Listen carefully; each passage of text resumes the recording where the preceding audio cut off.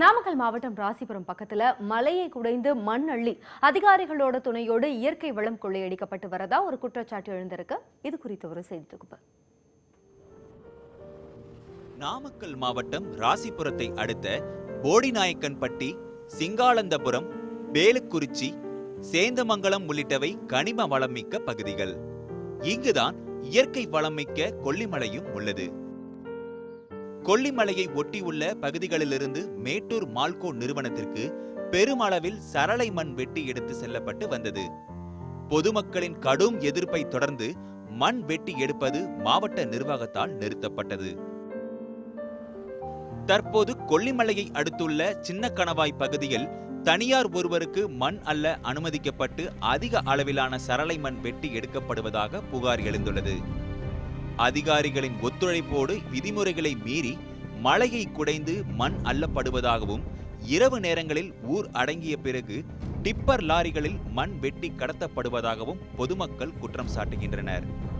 மண் லாரி லாரியாக எங்கே போகுது என்னங்கிறது அங்கே இருக்கிற பகுதி மக்களுக்கும் தெரிய மாட்டேங்குது. அரசில் கேட்டால் அரசும் சரியான பதில் சொல்ல மாட்டேங்கிறாங்க.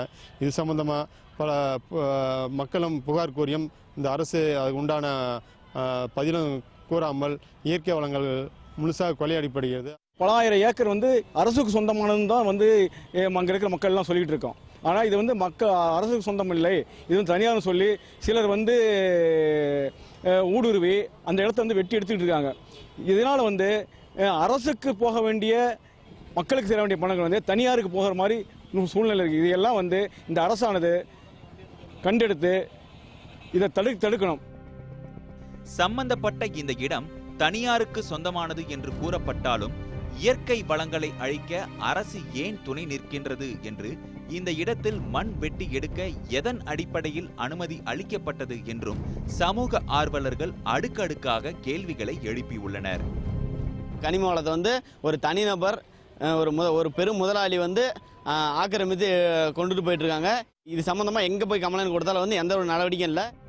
இயற்கை வளம் கொள்ளையடிக்கப்படுவதை தடுத்து நிறுத்த மாவட்ட நிர்வாகம் உடனடி நடவடிக்கை எடுக்க வேண்டும் என்பதே இந்த பகுதி மக்களின் கோரிக்கை.